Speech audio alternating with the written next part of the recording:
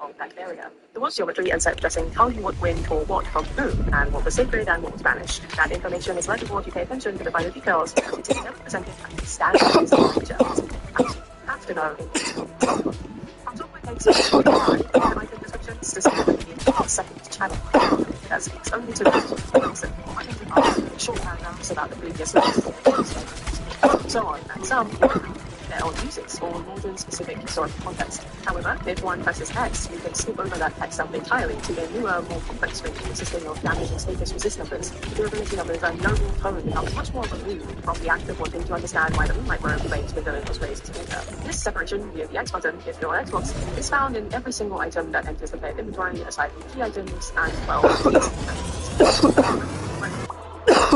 that separation of want and need to know turns lore into a discoverable artifact. If you never open the details, you can still swing this right-hander and be perfectly aligned with the game's mechanical goals. The entire plotline of Dark Souls sits on a different plane of existence, which can keep the storytelling optional and somewhat intimate. NPCs in the first Dark Souls are spatially optional in a way most modern linear games are not. The characters don't appear from lips and hand you an ever so little. Sometimes you can find fair ladies behind a wall that blend in shockingly well with its environment. Some of them, like Cigar, move as bosses fall, which creates questlines that can be missed entirely if you you have a little bit. From software's choice to present their NPCs in this way preserves the purity of the main path for players who want a focused, strictly combat experience, and it offers a secondary exploratory mode for players who like the, well, exploration of consequence. If you want to learn Solaire story or the fate of Cigar, you must seek out the two of them, and play the game in such a way that doesn't detriment their quests, and then ultimately find out by yourself what becomes of them, because From Software will not hand it to you, despite Dark Souls' rich story. However, if you don't seek the fate of onions or the sun, the game remains entirely playable. Your mechanical goals are unchanged, and you will reach the end just the same as those who thrive in the war. Like I mentioned briefly before with the X button, controls and interface privately support this mode of optional storytelling. The confirm or interact button advances dialogue and is how you engage with NPC speech. Another button is used to use items or to open more details about them in inventory. And the start or select button can skip cinematics entirely. From Software puts narrative interaction on the same axis as typical player choice. You press a button to talk, and you can press that same button to skip. You highlight an item in your inventory to see its most important numbers, and then you can press a button to flip the GUI to text, only if you would like to read it. But then outside of that text, Dark Souls will make very little effort to explain that said item for you. The physical act of advancing or skipping dialogue, pressing a single button to fly through the text, turns Dark Souls into a basically player-controlled filter over narrative input. The player is placed in the role of historian or hard-headed brute. Dark Souls' minimal exposition is a deliberate invitation to interpretation, something that allows such powerhouses as Batividia to bestow the knowledge of the concrete lore onto you at a later time in a way that is simple to understand and easy to digest. What you do not see becomes just as important as what you do, whether or not you know why Gwyn sealed himself away from stuff. It's literally not important in any way. You will still use the gun and will still be standing there, followed as a I think it's partly because the plot is not shouted. From Software seeded the game with enough compromise to position so much of the interpretation is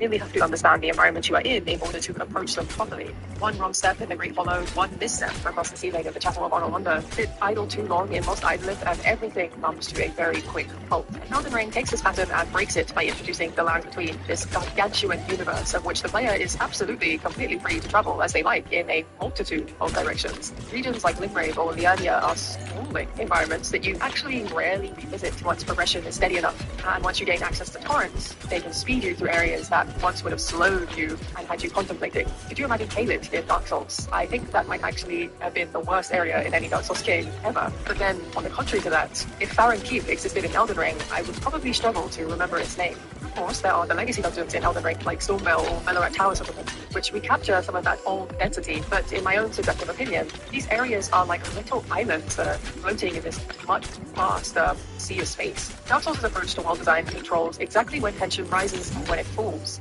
The design pushes everyone, regardless of playstyle and choices, towards key choke points like Sense Fortress or Honolulu. So, inevitably, everyone will experience the emotional highs and lows of those areas at about the same time in their playthroughs, which is predictable by purposeful design and deliberate in its intention. Elden Ring scatters its big encounters across the aforementioned lands between, where players may visit Caelid in their first hour or their 500th. It may take one player to reach Lane Nell in less than 12 hours, and another in 100. In fact, when Elden Ring first released, I remember that Margit famously held a large majority of the players hostage in Stormvale, whilst the minority had either progressed already or taken the path around Stormvale, negating both Margit and the Legacy Dungeon in its entirety, which already removed that emotional connection through somewhat samey playthroughs. And when the pacing becomes unpredictable due to sheer size or the difficulty of a boss in Margit's case, emotional arcs tend to stop syncing with narrative, as suddenly the game itself becomes partly secondary and the progress, aka winning, becomes your primary objective. Another thing that I found myself struggling to connect with are the bonfires or braces. In Dark Souls, walking from a bonfire to a fog gate can be its own miniature Dark Souls in and of itself. But in Elden Ring, these overworld routes are so infamously short, so low risk, and easily bypassed through time travel after that first venture. In fact, suicide running is far less popular in Elden Ring simply because of how low risk traveling actually is. And this subjectively means players spend less time absorbing the atmosphere and architecture, less time learning the geography of an area for optimal traversal, and less time reinforcing emotional memory through repeated routes due to original hardship. Now, the one area where Dark Souls gets absolutely pummeled by Elden Ring, and the one area I much prefer, are the bosses. Elden Ring has a lot more bosses than Dark Souls, and Dark Souls bosses are much, much fewer by about 200, in fact. For example, Ornstein and Smough have grown to be more than just a fight these days. I feel like they're more of a rite of passage in a way. If you can't handle ONS, if you can't defeat them and get to Guinevere, then rightfully you won't gain access to the kill, and rightfully you won't gain access to the Lord Vessel, and rightfully you will not be able to fast travel, and rightfully you will be stuck in Orlando, inevitably. As it appears, you weren't the chosen undead Brampt thought you to be. Elden Ring, with its dozens of field bosses and almost unfortunately optional encounters, spreads significance out until no single victory necessarily feels particularly defining.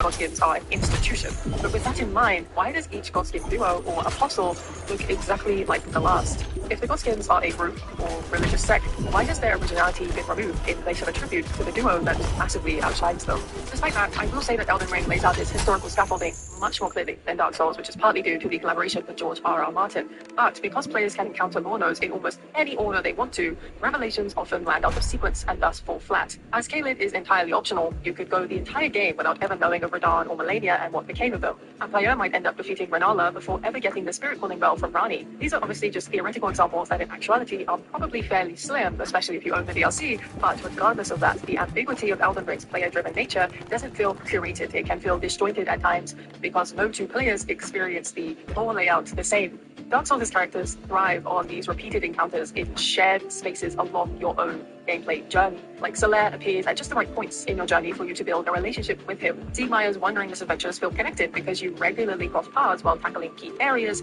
if you didn't skip the entirety of Orlando like most players too. And even bosses like Sif communicate the entire tragedy in a single cutscene backed by everything you've learned about the Darkroot Garden from Andre, and if you saw her, Alrina along the way. And Elden Ring has characters that are equally, and if not more compelling, but they appear much less frequently and over much longer time spans across the open world. Alexander has a path from Limgrave to the Radahn Festival to the mountaintops of the Giants and then into crumbling Farm Azula, and it's beautiful, but most players will go hours or days between seeing him, and those not so interested in the plot to begin with will completely miss him or even just choose to forget him. Millicent has an arc which is incredibly rich, but her quest is so easy to break or miss because regions can be approached in almost any order, and Millicent has a very specific questline. And so these characters don't feel like your companions like they do in the pilgrimage of Dark Souls. They become distant travelers who briefly intersect with your vast journey to the Erdtree. There's only one NPC who's truly within your reach at all times, and that is Melina, but only because she is literally soulbound to you. But in Dark Souls, the characters migrate naturally through your path as the game is, again, small in nature. In Elden Ring, these NPCs often leap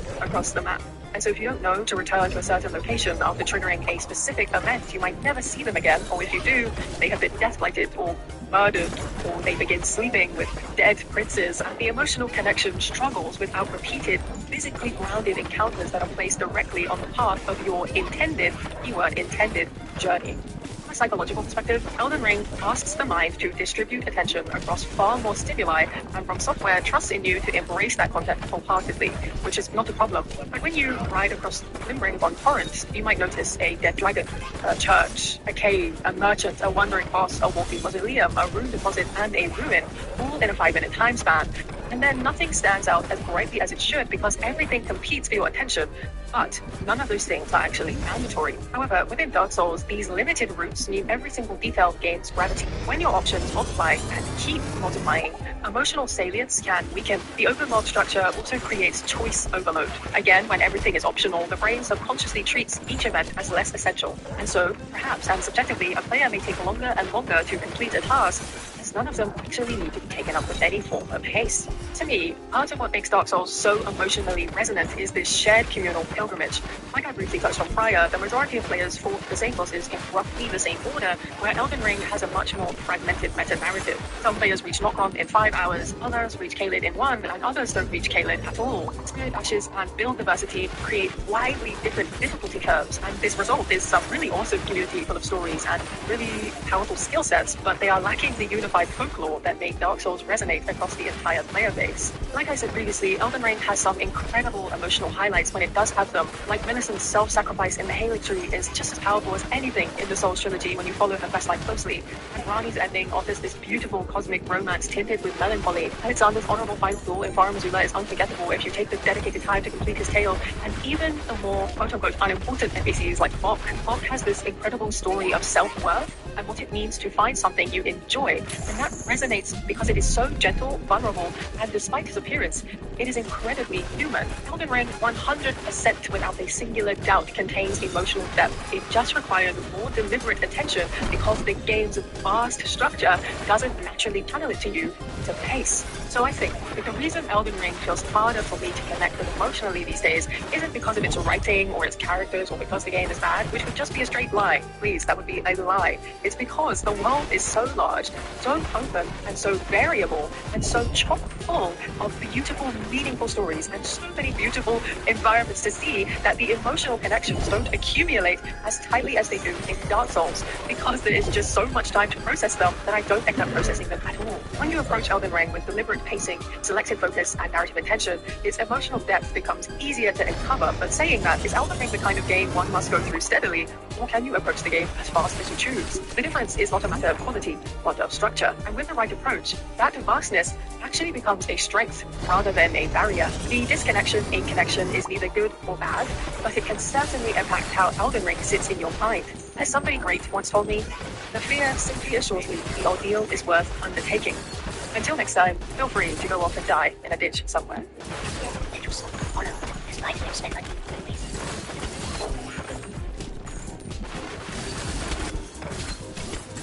Separate perfume box.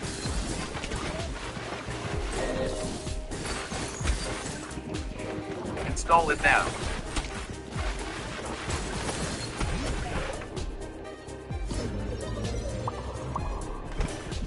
Ready to de-stress your travel plans? Here's how Lyft gets it done. You can schedule your airport drop-off up to 90 days in advance. You'll lock in your price and pick up time and avoid any last-minute price surges. Plus, if your driver is more than 10 minutes late, you get up to $100 in Lyft cash. There's a ride option for everyone. Enjoy some downtime with an extra comfort ride, or keep the whole crew together with a Lyft XL big enough for your group and all their luggage.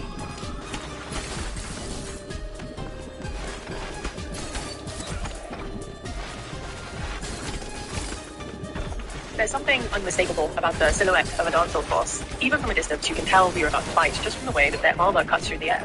I like to think that this armor isn't just protective gear in these games, it's identity made solid. Each and every soul bearer stands so individually from the last simply because of what they're wearing. The curve of a pauldron or even the way a robe has rotted away, these are all deliberate, layered details. Now, there's hundreds of bosses to choose from over the course of the entire franchise, but I have chosen a few to look at closely. Also, this is a note, I use the word armor because the bosses in these games are all kinds of things, and I think it's just better if I refer to their garments as armor instead of clothes or leather or, whatever they're wearing. So I won't be referring to any weaponry or shields due to them not being armor, but instead weapons and shields. So yes, I know that weapons and great shields and really help to convey further, but I feel like armor can also speak on its own as a completely separate being. Standing at the gates of Sen's Fortress, the Iron Golem is literally armor given life. It's a suit without a physical presence inside, which makes its design brilliant. The silhouette is a thick, almost blocky kind of silhouette with overlapping iron plates that is fairly reminiscent of medieval Germanic full plate, and that has been overly exaggerated to impossible proportions. Iron Golem's armor is very well worn despite its lifeless nature, but what is most interesting to me is that its lower half is the most worn half and not the top side. Obviously, the top side shows signs of age, but the legs in particular have been scratched and scraped to death, which is a very obvious sign of every single contender to enter Sen's Fortress and ultimately fail. As a whole, Iron Golem just looks incredibly heavy. Even if you shrunk the armor down to a human size, I personally feel it would look still just as heavy. It wouldn't sit on the body the same way Havel's armor does, for instance. It's clear that this is a product of engineering rather than craftsmanship. The golem itself is slow, and it has this sweeping combat style which entirely focuses on the weight and mass of the armor. This armor is, and never has been, made from metal, and there's literally nothing left. Ornstein's armor is easily one of the most iconic in the entire series. It's ornate but lean, gilded with a dull gold that impresses without ever feeling gaudy. His silhouette is sharp and intentionally elongated, the plume bound with the extended base, flared shoulders paired with the kilt-like legs that purposely don't wrap all the way around to prevent a stocky appearance. If I could guess, I would say Ornstein design comes from late medieval jousting plate and mixes it with feline, but also draconic motifs. This scale-like appearance is etching onto the breastplate, and wing-like flanges on the pauldrons only to be mixed in with that leonine helm crest and the mane-esque plume. This all, of course, neatly ties back to his role as a captain within 4 knights. You know, lions are king of the jungles, captains are king of their team, and all of that stuff. And his title as a dragon slayer. His armor both echoes the dragons he slew, but also his stature as a captain. It's very clearly designed for agility. There's no flowing delicate cape, no heavy chainmail, just clean, defined lines and interlocking plates that allow for free movement of limbs. The armor overall conveys the speed of a lion, but the terror of a dragon. His armor tells you every single thing about him before he even moves. This includes both his future and his past. Smough is Ornstein's perfect opposite. His armor is grotesquely oversized, swollen with bulbous curves and deep ridges like he ate far more than he could handle. Every inch of his armor is embossed with flourishes to symbolize a possible great pride that Smough has for his title as executioner. It's deliberately ill-fitting. Smough himself is actually pretty muscular, as the concept art implies. The rotund shape is akin to the greed Smough displayed alongside that aforementioned pride when executing his victims. Not only did he execute a vast number of people, but he also ate them. And that armor showcases the gluttony of a person who never speaks a single word. In fact, you don't have to read a single word of the law to know that Smough is an incredibly bad person, because the armor does all of that reading and speaking for you. A rejected executioner who wanted to join Squid's Knights but was deemed too grotesque. I've always thought that his armor makes him look like a piece of ceremonial architecture that learned to move, rather than a physical being, unlike Ornstein.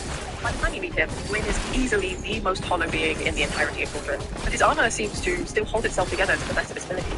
His mantle is missing, most likely burnt and swallowed by the fire, but the rest of his armor is still standing as regal as it possibly can. You can see the gold plate under the robe and his overly pointed crown that further confirms his fragility as king. Despite being inside a literal kill from under the ears, his armor is slightly torn at the hems at most. There's no overly charred gold, no burnt up robes, nothing to really signify that he is literally standing in a bowl of fire. And I think that's the tragedy. You can clearly see the king that he was. Perhaps his desperate search for what it meant to be king followed him into the kiln and teased him, refusing to burn up his armor as he followed, as if he was just another pitiful soul, when all of his royal children never knew what it meant to go hollow. This isn't a stately monarch, this is a dry husk, still trying to be what he once was. The kiln swallowed Gwyn up and laughed at him, and I think this is reflected quite well in his armor. It's no secret that Artorius' armor is a masterpiece of storytelling. His armor is elegant but absolutely destroyed. Flowing blue cape shredded to tatters, the chainmail around his legs has been broken. A difficult feat when you consider chainmail was preferred for its incredible durability. And most of one clean silver plate has been rusted and corrupted with abyss. Despite the destruction, small remnants of ornate filigree on his helm peek through in this clear, untarnished, pristine white. It's very obviously knightly gear turned into a newfound relic, and that contrast is quite heartbreaking. My favorite thing about Artorius' armor has always been that the most disrepair is on the left side of his body, as he attempted to fight the abyss with a great shield that actually took most of the damage. It was so piled with abyss that the weight of that broke his arm entirely. Whilst none of this is obvious from the second you walk into the floodgate, is obvious is the wreckage being most prevalent on the left-hand side, making even the most brainless of players able to understand that clearly a series of unfortunate events took place. To go even further, the Abyss has famously taken on a few colours within the Dark Souls franchise. The Abyss in and within itself doesn't have a factual, pure and white colour, but it can manifest itself to be black, purple, pure white, and blue. With this in mind, was the blue of Artorius' armour meant to signify regality or fate that followed him into an early grave?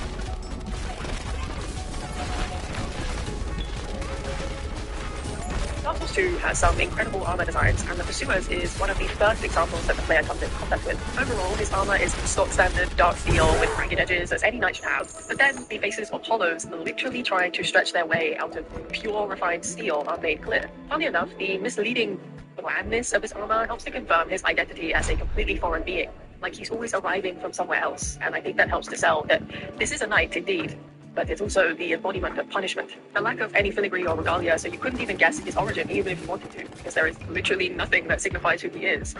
All of those faces screaming at you from his chestplate are pursuing freedom, just as he himself pursues the player. Because Looking Last Night was the boss presented to journalists at E3 2013, he has one of the most visually striking designs in the game. His armor is perfect mirror polished silver with an almost obsessive compulsive feel to it, with just how acutely pristine it is. I think this creates an uncanny sense of artificiality, like a living statue. The faces on each side of his helmet give off this idea that in some odd way, he is more than one being. He's a mass of personalities coming together to form a collective. Real world-wise, Looking Last Night's armor reminds me of the Renaissance, where armor was built for ceremony more than it was war. The armor became a statement piece rather than a practical piece. And the amount of detail on his plate is immense and is absolutely not practical in any sense. The chestplate is lacking in any interlocking craftsmanship, meaning that most of his movement is purely in his arms, which do have interlocking parts. There's also this religious motif that I get from Looking Last Night. I myself am not religious, but I do know Jesus Christ when I see him. Please do let me know if I am wrong. But the barbs of his helm and the shoulders, and I know I said I wouldn't, but it is on his weaponry, and the biblical wing on his back just screams some kind of Christian side. Of course, this is absolutely completely subjective, but overall, I think Looking Last Night has armor that one way or another is meant to overwhelm you with awe or render you speechless instead of intimidate you or scare you. Maybe this is why he's guarding the king, because somebody who should be shrouded in all kinds of otherworldly feelings, such as a king, should accurately be guarded by somebody who feels very far out of humanity's reach. These two are fascinating beings because they're mirror images of each other.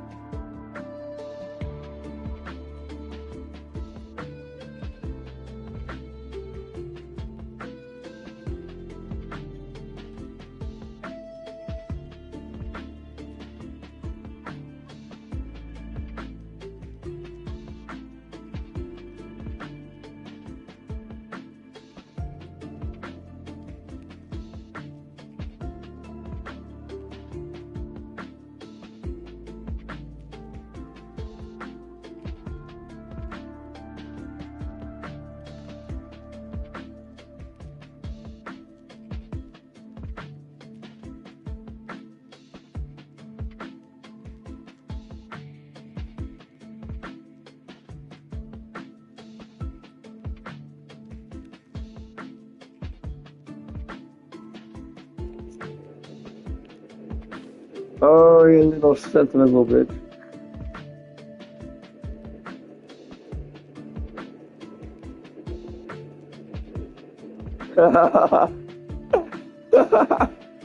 It's a good though.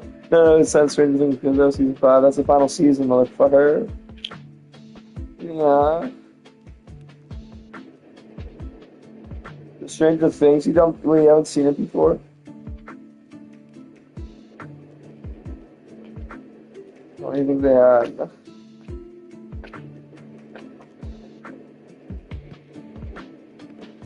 When's she getting back? What the fuck, bro? What's her family be doing wild shit?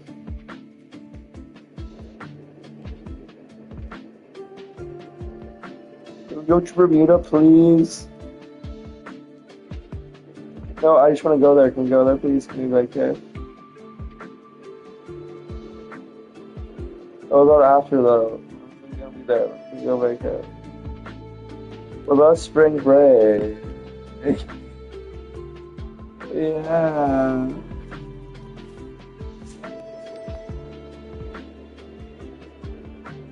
Hey, did you go to the strip club or burlesque or what did you want to happen? No, did you go to no, shut up. Did you go to burlesque or strip club?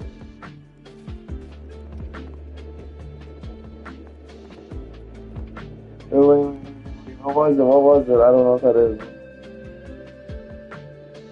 Where was it? Where was it? What was it called? What was it called?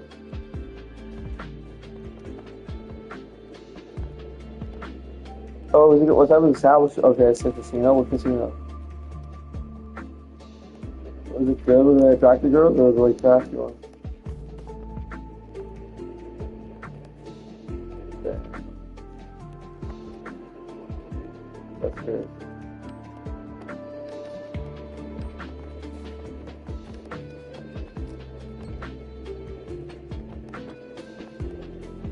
Wait, do you agree to that or burlesque?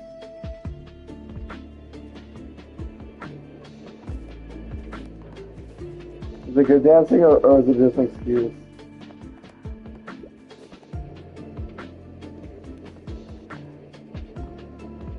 Wait, what did your mom say?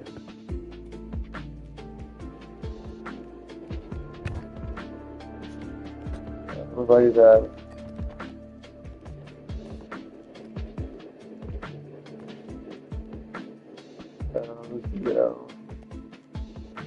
You. Wait, how much did you get made? How much did you make? Yeah, that's pretty good. One of my cousins makes like 200 now, but he's like the head of a bank or something.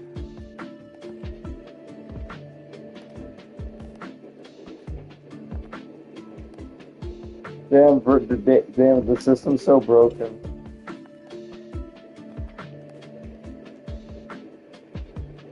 Damn, you're just racking up your body count. That's crazy. What's your body count again?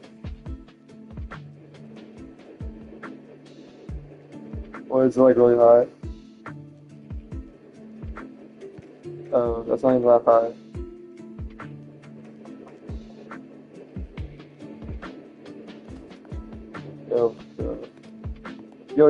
Is it yours higher or is yours higher than his?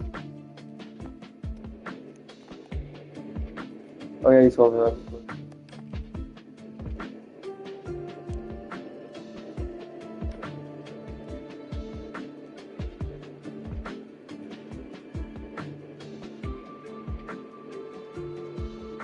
I was talking about the fucking Taylor Swift song, that's funny.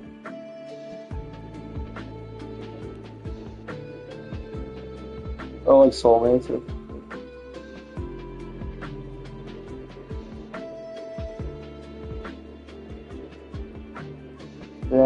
Damn, you can't save no file. What are you doing, bro? You're gonna be popping your pussy. Oh, I gotta show you this. Wait, hold up. Wait.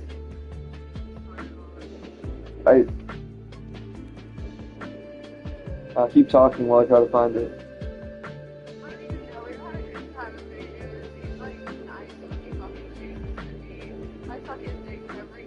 Fucking morning we're together. I don't understand like what else I can do. Did he tell you to do that, or do you offer that? Like, how does that happen? Like, I don't understand what else I could do. I'm like nice. But you guys don't even be fucking? I don't even think I'm hot shit, but I know I'm hot enough shit for like. Wait, do you be fucking? Wait, do you be fucking him? We fuck, like, I don't know, we fuck. I'm like, I don't know, I'm not that into fucking lately, but we fuck. Yeah. That's crazy. I don't know, bro. I like that I've asked You wrestle him? You wrestle him? I asked like my guy friends for opinions, and they're like, I'm just not the one for him. Like he like fucking like he knows that, and he's just gonna string me along until like he's gotten what he's wanted or finds someone better, which fucking sucks. Like.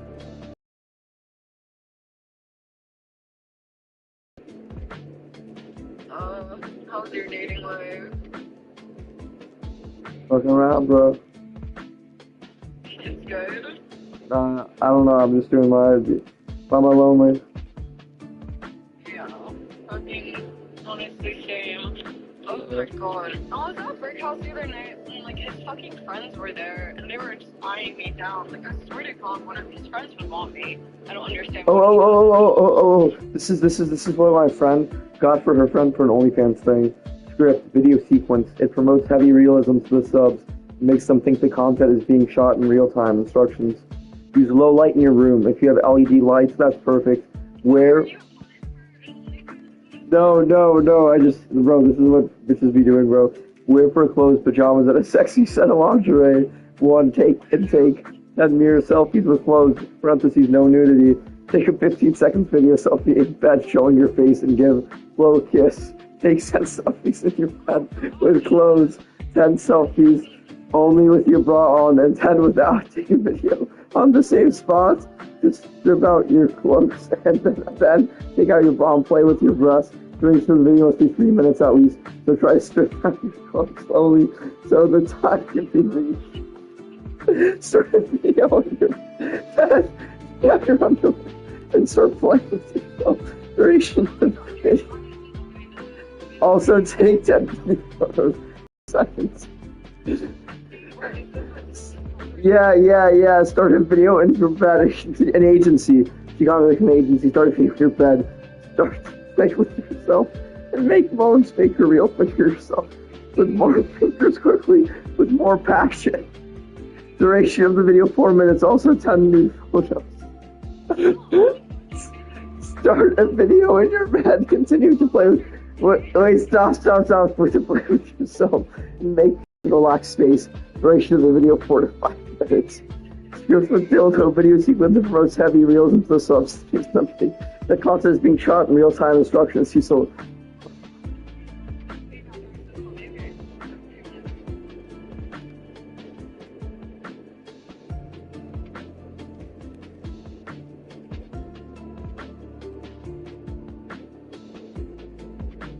I'd like to dedicate this video to Vic Senlim, the narrator of Dark Souls, who passed away as I was finishing the script for this video.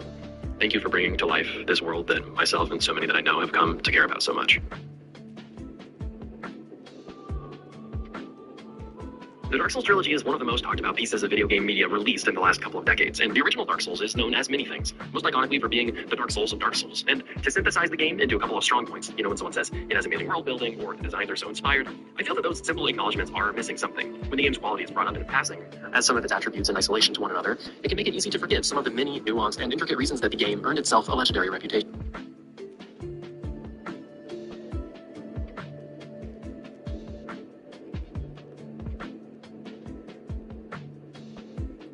And not just the reputation of being difficult for the time.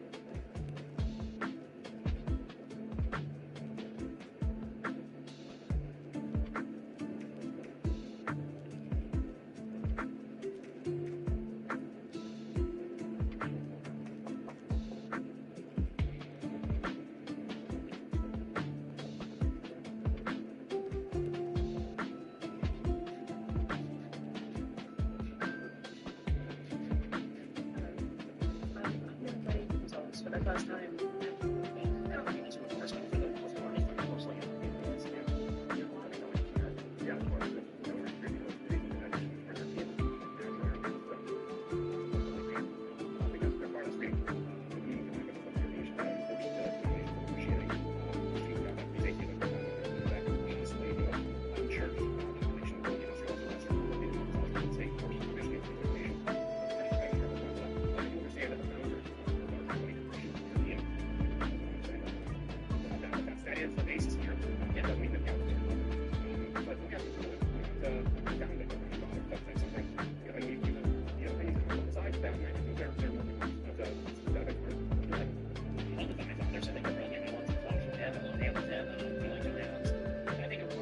so absolutely, yeah.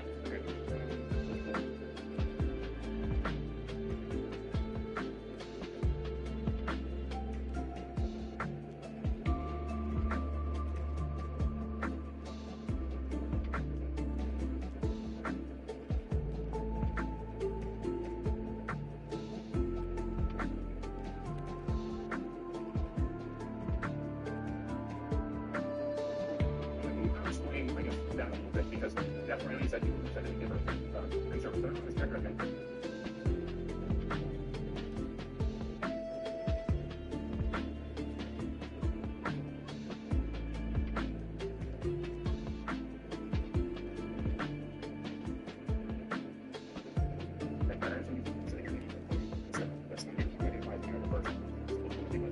I would say I'm more reactionary conservative. That's why I think when I say I'm not conservative about something else. And so, you know, as far as political liberty goes, I don't like that in our country, you know, a generally permissive climate. I think, of course, that's gone too far in some ways. I do like that we have a free press. I like that we have like own guns. I like that they have a capitalist. I'm not an ideological free market person, but I like that we have private property, like we can own whatever. And on some level, I like that we have a republic. I'm very into the idea that we have republican sovereignty. You know, that we have rights, they're protected by God and the Constitution. I respect that also. And I would say, because we kind of see maybe, I don't know if you're comfortable with this, if I could go a little further here. As long as everyone be disagreeing and everything to be fair, yeah, because maybe I can see where you're going with this. You know, I'm really not a very state, you know, to the extent that people say things about your fascist, your communist, or socialist, I'm very much not in favor of that sort of thing. I just think that, you know, that's pretty important, but you are the other country. That's all. I disagree.